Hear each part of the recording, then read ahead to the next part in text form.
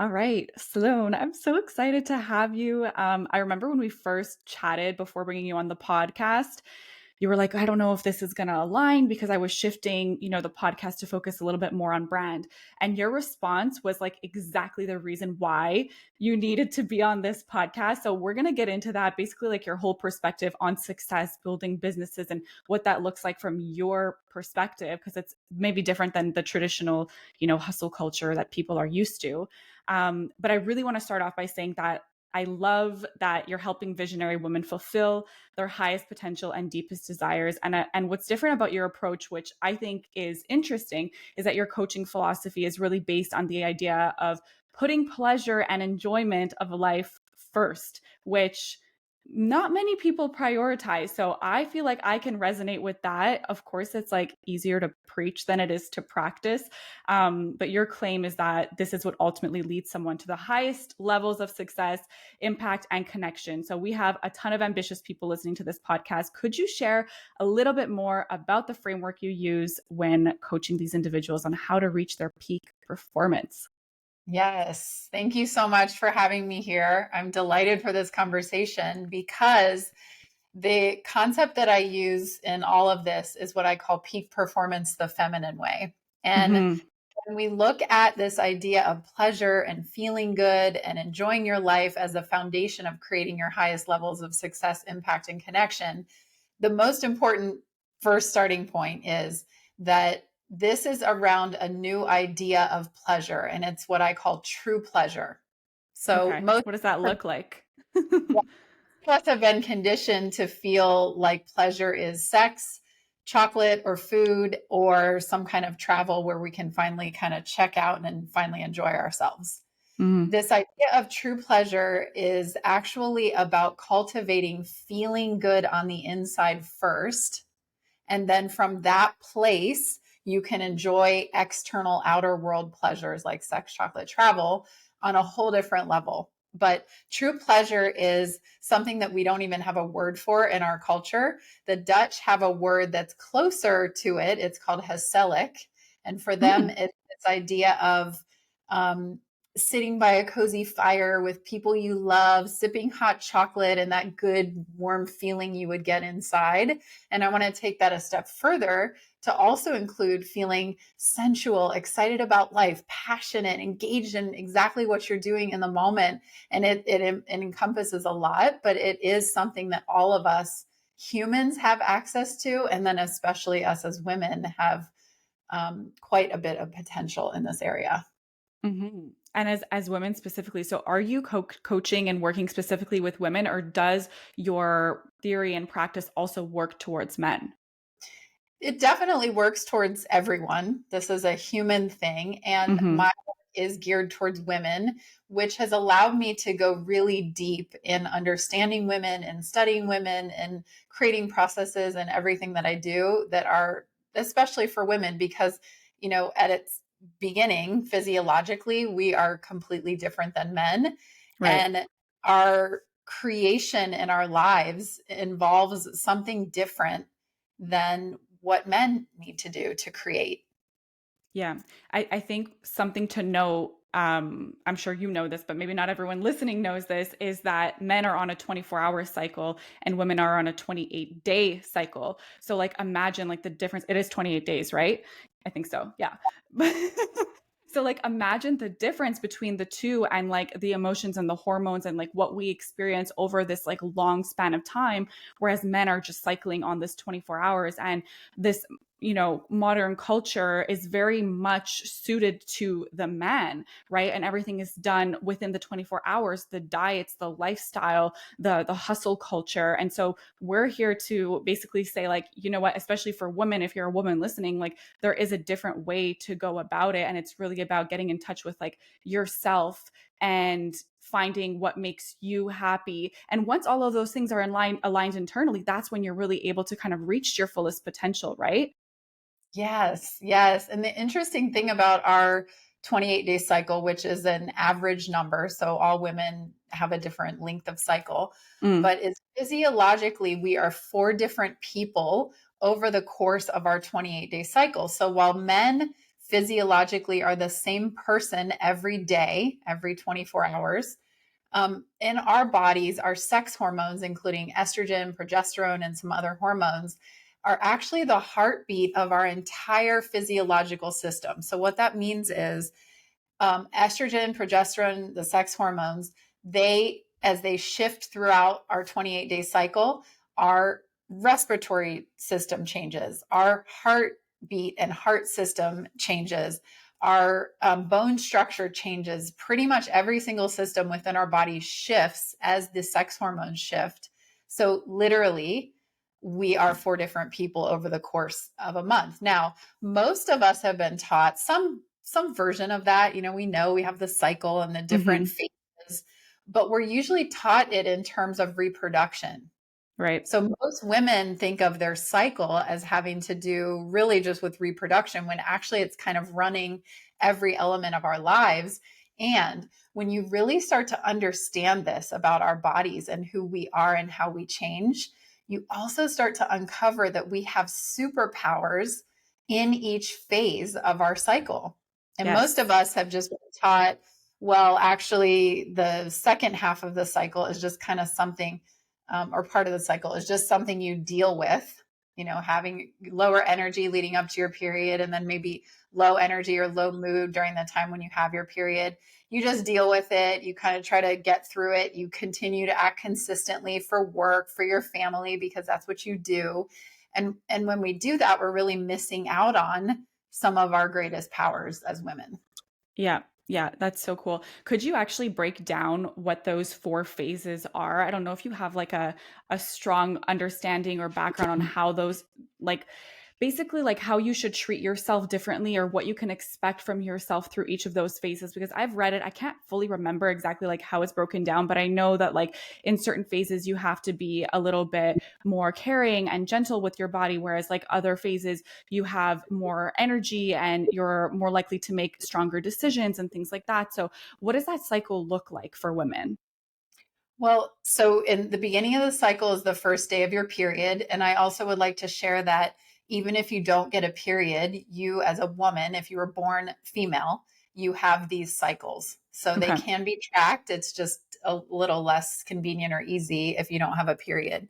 Hmm. Um, the first day is the first day of your period. During this time, the body is set up for you to go within. So your hormones are at their lowest level on day one, and your whole system is actually needing less calories. Your heart rate slows, your breathing slows, and within this, you actually have access, the highest access during your whole cycle, to your intuition. And they Mm. can do brain scans and really understand on a deep kind of medical level when and how we have access to our intuition is during this time.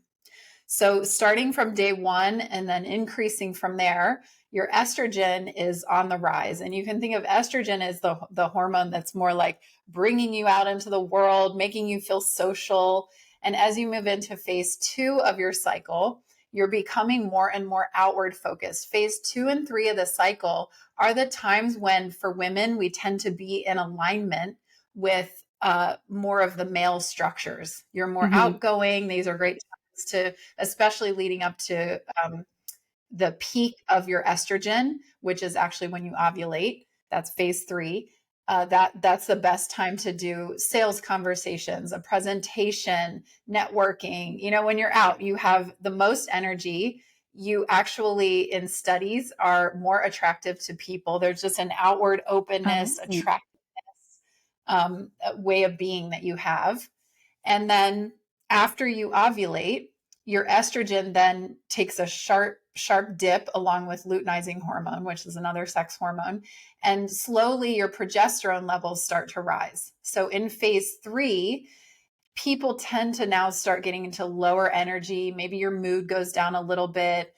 You actually really need to shift your diet. So, this is a great time to get a little bit more carbohydrate into your diet, preparing for your cycle to be coming. And this is a time when we have a superpower that is around critical thinking and analysis. So, phase three is the perfect time if you have like one of those really challenging problems you haven't been able to figure out. you need to analyze a contract, do a business deal. This is a time where you have a critical thinking and kind of intellectual capacity that's peaking through the peak of progesterone. And then phase one, two, Four. three, four.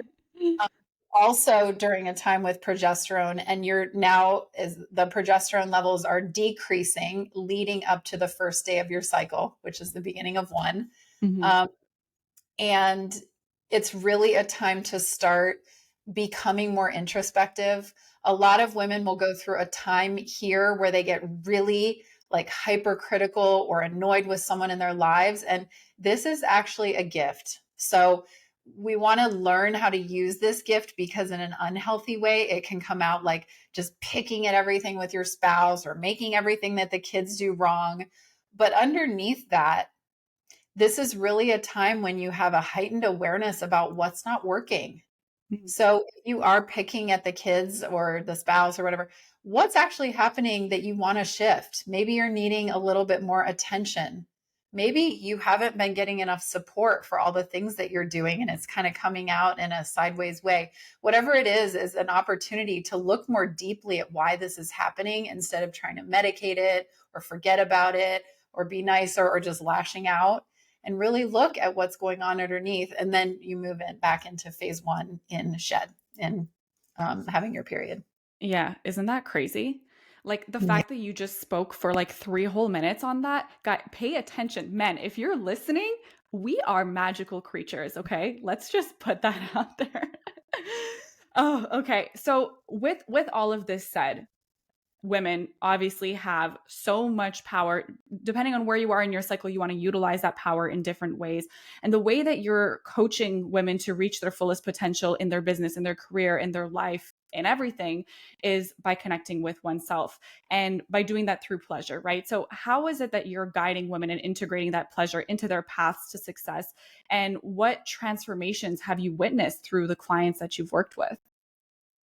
Well, my framework is on 5 core beliefs. So Okay. this is kind of the overall model that I use with women.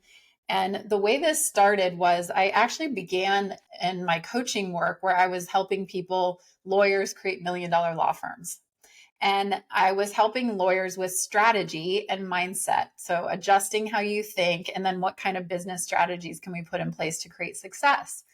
And I started seeing that people could use the same 2 strategies and get one has this amazing success, and the other, it's a complete failure. So, it's Interesting. not the strategy that is the deepest thing that causes success. What is it? And I kept asking that question and going deeper and deeper in my own life and with my clients. And what I came to see was the deepest place that I know to go if we want to shift something that will have the biggest impact is in your core beliefs. Some people have core beliefs that align to success, creating the highest impact and Mm. having meaningful connections, and some people don't. So, core belief number one of my framework is true pleasure is my North Star.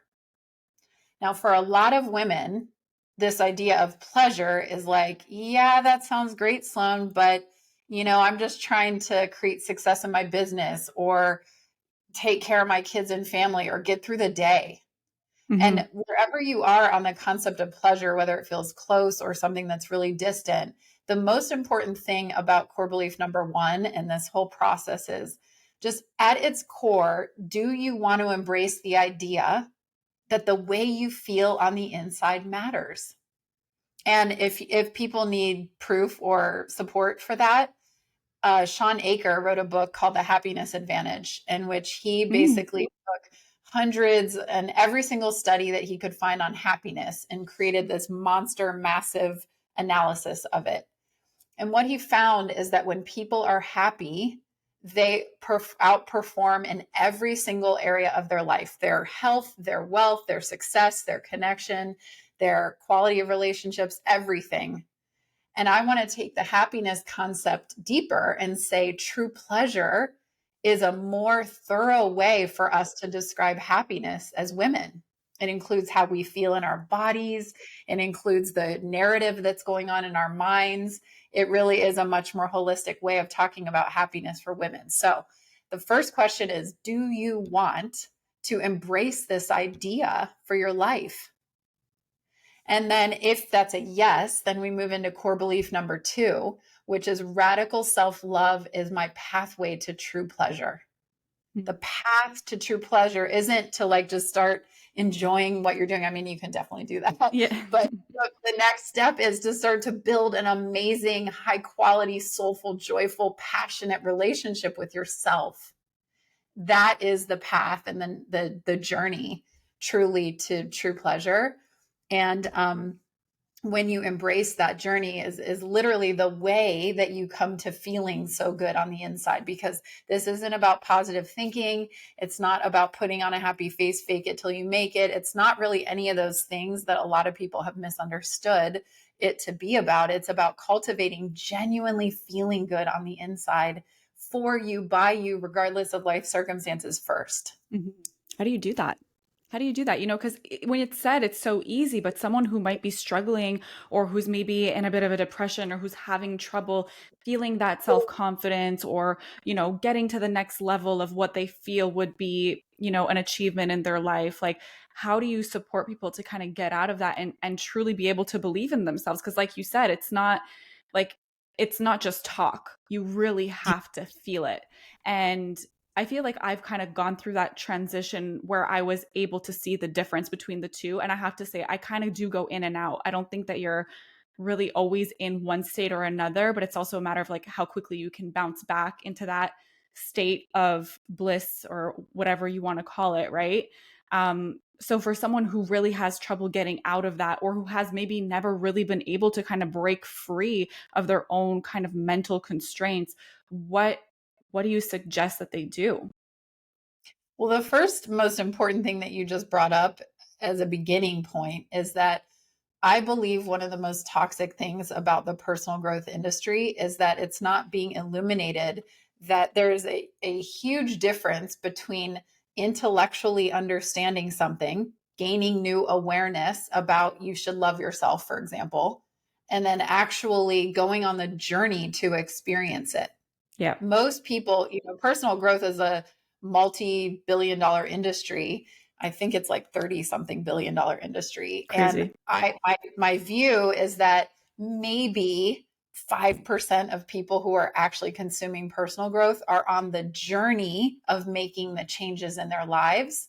And the other 95% are just consuming ideas. And then the problem, especially for women, is that women will then beat themselves up. I did all these programs and the podcasts and the books, but I don't actually feel this thing in me. Well, those are two different skills and experiences. So how do you do it? It was your question. And to me, this is all about building a relationship with yourself.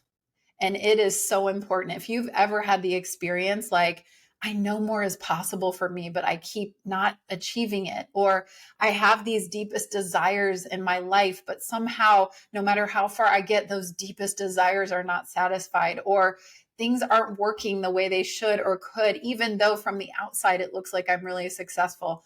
And I could go on and on. If you have Mhm. any of those experiences, the path forward isn't about getting something else on the outside. It is about building this relationship with yourself. And notice that I keep using that word, building a relationship with yourself. There are always two of you, at least, involved in your relationship with you. So you're the one who in your mind speaks, and you also hear what you're saying. You can touch your body and you can feel your touch on your hand, and you can also feel the touch on your arm or wherever you touch your body. And you can look at that in every nuance of this relationship between you and you. And for me, um, the activities are quite diverse, and you can actually respond and interact with yourself as if you're in a relationship with you. So this is an example that I love to give. Imagine you were in a new relationship with someone, Alyssa, and they were like, "Oh, you're great. You cool. I feel good about you." But they never look you in the eye and they Mm. never touch you And they don't really spend time with you. Like when you guys are together, they're kind of on their phone and doing other things and just sort of busy. And they sort of put you last, don't speak up for you very often, definitely are taking care of other people over you. I mean, how long would that relationship last? I probably It wouldn't wouldn't. even get into it. Yeah. Exactly. You would get it and you would move on, except that that is the quality of relationship that most women are maintaining with themselves, even women who would say, yeah, my relationship with me is pretty good. I feel fine. And so I have a course that's called Falling in Love with Yourself. Beautiful experience. And one of the greatest challenges I have with it is I'm around women who are doing great things and feeling really good about themselves and powerful humans. And they're all like, well, that's not really my area of focus. And so, this piece, this second core belief, radical self love is my pathway to true pleasure. Unless you can actually say honestly to yourself, I am in a practice of radical self love with me.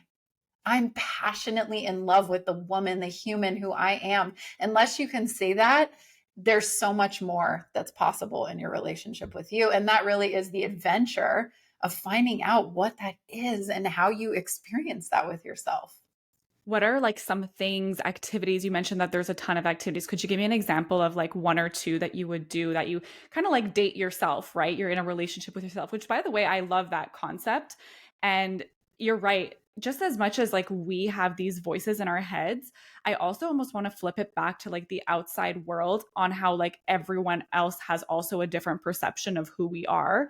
And I think that a lot of people also have trouble loving themselves and being true to themselves because of so many external voices and external influences and the comparison game and all of that, where it's like at the end of the day, every single person that ever meets you knows you as a different version. So like there are probably hundreds of different versions of yourself out there, but at the end of the day, it's like up to you to choose who you want to be and what version you want to feel and embody, right? Because you're going to externalize in a certain way and everyone's going to kind of digest you differently, but at the end of the day it's like it's not about what everyone else thinks, it's about what you think and how you feel. And if you're constantly letting all of those external forces influence you, then how do you really know what makes you happy and what makes you tick and like what makes you thrive, right? So I really love that concept and kind of getting in touch with who you really are. So let's get kind of like back to the question is like, how can someone, what is an activity that someone can do to get in touch, to get to know themselves better and to have those conversations with themselves? Well, let's use a real life example. So, do you know your love language? I do. What is it? Acts of service. Acts of service. So a great activity for you would be to give yourself an act of service. And I personally, for that one, love like the future gift. So that could be set up a flower delivery a week from now, or send yourself a love note or a sexy letter or something in the mail where you actually open up the mail and get something from you. But it could be any kind of act of service. And here's the most important key of this whole idea that really applies to all self-care and self-love is while you're receiving from yourself, you consciously notice and appreciate the experience.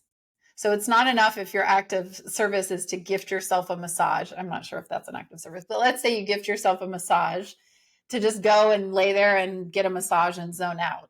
You got to be there, at least part of it, while you're getting the massage and like feeling the hands on your body. Thank you so much to myself for bringing me here.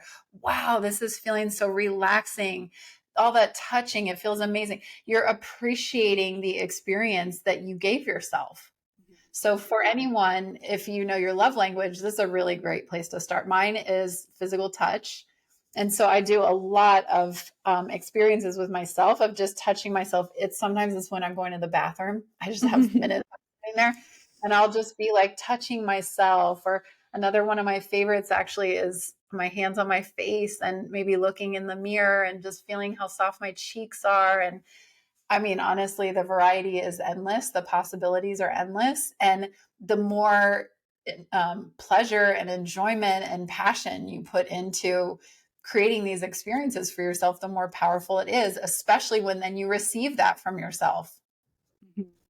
I love that. I think that's a great starting point too, because it's so easy and tangible. So if you don't know your love language, go online, do a quiz. Like it's so easy and accessible. I feel like some people just kind of know, but I wasn't surprised when I got my results, but when I did, and oddly enough, it helped my husband and I understand our relationship and what we needed from each other better. Like, call it as cliche as you want, but this has, I mean, we've been together for, I think, like 12 years now. So it's been a while, but I think kind of halfway through the journey, we hit a bit of a rough patch. And I was like, you know what? Let's just do this stupid quiz, you know? And I kid you not, like so much shifted afterwards because like I understood more what he needed and he understood more what I needed. And it's like if I ask for help around the house with different things, it's not that I'm like nagging where I can't do it myself.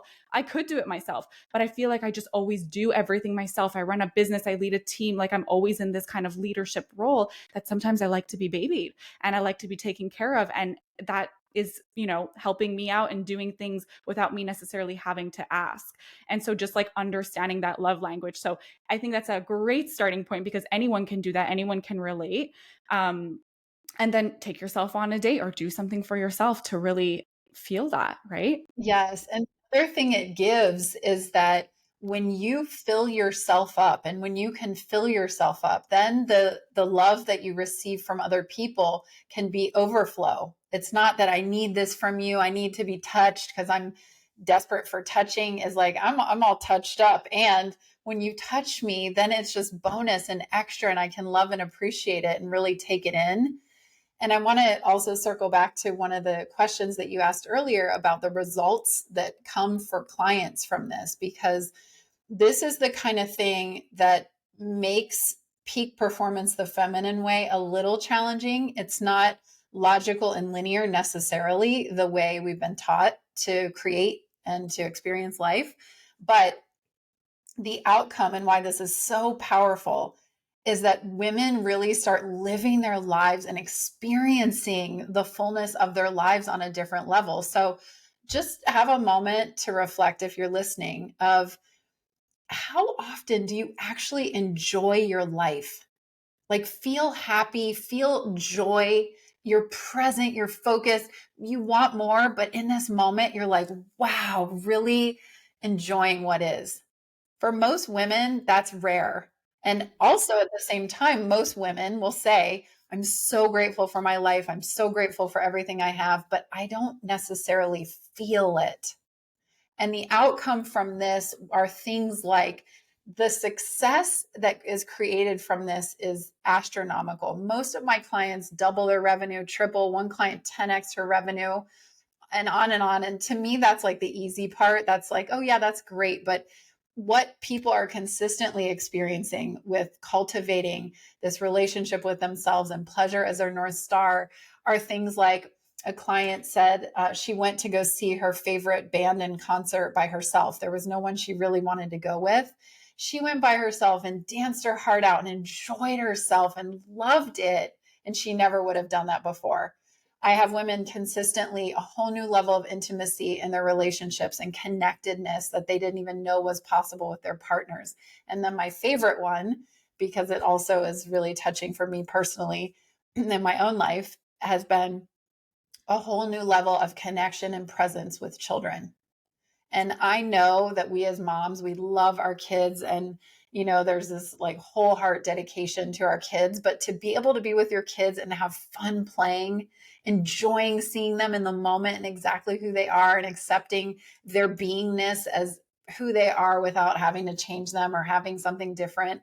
There's this whole new level of connection with kids and family that stems from when you're connected to yourself, you can connect with other humans on a different level. And then everything else flows with that. Yeah. And what's kind of coming up for me is I'm thinking about being present, right? Like when you're talking about the kids, a lot of the times when you're not necessarily in touch with yourself, you're not able to be in touch with the present moment, which means, you know, if to go off the kids' example, you're sometimes coming home, you're overwhelmed, you have so much on your mind, your fuse is short, you don't have any patience. So you're not really taking that in and you're kind of just responding to them absentmindedly, as opposed to really feeling good about everything that's happened in your day, about yourself, to then be so present with your kids to be able to kind of take that in. And I think when things really started to shift with me, I mean, it's oh God, how many years? Probably like maybe 6 years ago now, I read The Power of Now by Eckhart Tolle, which is such a beautiful book. If anyone is interested, it's, about mindfulness and about like living in the present moment. And the way that it's written too, it's kind of in these little sections and segments that's so digestible. And there's something about that book that really resonated with me. And that's when I really started to practice gratitude more, right? What is it every single day that I'm grateful for? Sometimes it's as little as like the warm sun shining on my skin. And then sometimes it's a big win. And you were talking about kind of relishing in these moments and really being able to enjoy them.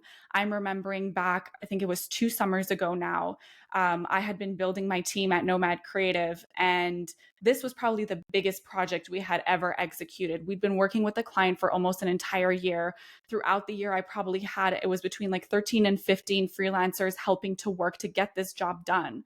And then the day came where like the website launched, everything came into play, from the brand strategy, the marketing strategy, the social media, the branding, like the whole website, everything kind of came in, and that website launched. And I was so emotional. Like I wrote this, wow, I'm almost like kind of getting back there now. I wrote this like really beautiful, heartfelt note to my entire team and individually called out each of them for like the things that they did, because wow, I didn't think I would. I've never gotten emotional on this podcast, but like I'm kind of like, if it wasn't for them, I would not have been able to do that. And to be able to sit and think like a few years ago that it was just me. It was just me in this business. And I was able to do this. I was able to build this team, to put this together, to get this client to achieve such a like successful completion of a job. And sat in that gratitude. And I have to say, like, maybe previous me wouldn't have had the capacity or the thought to even sit and really relish and embrace that moment. So, wow, that felt good to kind of say again. Beautiful. Yeah, I Yeah. love the way you could appreciate that experience and bring gratitude in, and then it keeps flowing even into this moment right now. Yeah, definitely. Yeah. So crazy. I want to bring it back to, the entrepreneur. Obviously, we have a lot of people in business listening to this podcast. Naturally, we actually have, I think it's like 80% women. So this is perfect for them. But like we said, even though you're working with women, this practice and this mentality and this framework can work no matter who you are, what your sexual orientation and gender may be, right? And it's ultimately coming back to yourself. So I want to ask you, what do you feel like is the problem with the old model of success, where it's really characterized by doing more and sacrificing for future greatness? And like, I know that you don't align with that. We spoke a lot about your approach. So what do you feel is necessarily wrong or isn't working about the old way of doing things? And why is this way the way of the future? Well, the old model has become, for a lot of women, do more to have more. And I've got to do it all myself. It's like the heavy burden on my shoulders for me to take care of everything. So, what's coming out of that is that we are experiencing women with burnout at a rate of 3 times that of men. Women have depression at least twice as often as men, and same with autoimmune diseases. And there's so many statistics of, ultimately, this way that things are going right now in our culture really isn't working for women. And the old model for me is a way of looking outside of you to create something. And like you said, sacrifice now for the future or for something you want later, whether that's more success or the relationship you want or any of that. And the new model and this framework with the core beliefs is really about going within first. It's really based on this idea that everything we experience on the outside is a mirror for what's happening on the inside. And this is one of the reasons I love entrepreneurship so much. It is such a crystal clear reflection to look at the truth of your business and see how you're showing up. Now, a lot of us have blind spots. Pretty much everybody has blind spots. And that's why we work with mentors and get support. And when you look at the truth of your business, you can see what you're doing to create that. So I think having a business is one of the greatest personal growth tools there is. And with the five core beliefs and with adjusting your core beliefs, you have the opportunity to go down to the deepest levels possible and shift the ways you see yourself and the world so that the actions and the thoughts and the feelings and everything that flows out of that is aligned with the places that you want to go to. Yeah. So crazy. This is a feel good podcast episode, I have to say. Good, Yeah. good. It's been so great having you, Sloane. We're definitely going to link out all of your resources. Anyone who might be interested in working with you, you have such great insights and obviously a way to achieve success that cares about the human and the person. You know, it's not about burnout. You don't necessarily have to experience all of those things to be successful and to be happy. So, everyone listening, keep that in mind. There is another way, there is a light at the end of the tunnel. We always end the podcast with what I call the mindful minute, where our guests share an experience or something that they learned throughout their life, throughout their business or career that they want to leave the listeners with. So, what would that be for you? When I was a lawyer and I was building my law firm, I started telling my clients that they could contact me for more than their legal work. I was doing a bunch of coaching myself, getting coached in order to create more success in my law firm, and I was growing and changing. So I said to my clients, for $99 a month, you can have unlimited phone and email access to me to call me about anything, your mindset, profitability, team, marketing, strategy, whatever. And as I started doing that, I created a program. I ended up forming a separate company. And I start to get this feeling inside like I wanted to support women. There's something like I'm meant to help women. Now, at this time, I was in a very masculine place. I would dress like a woman in my dresses and heels, but I was on the golf course smoking cigars, swearing. I mean, I was like full on corporate lawyer, looking like a woman, acting like a man kind of vibe. I had a hard time connecting with women. I definitely wasn't a leader of women. What I'm saying is, it was nowhere in my reality that I would be supporting women, but I knew inside I had this feeling, this pull, this desire. And that really set me off on a many years of a journey of exploring who do I need to become a leader of women and pursue this calling that I have. And it has brought me to this place and it will continue to bring me beyond. This is my life's work for sure. And here's the thing I want to leave with, which is no matter how outrageous or out of the box or inconsistent with your current life, your inner guidance is, this is the greatest life and business strategy I know. And I've seen it in my own life, and I've seen it again and again and again with my clients, women around the world.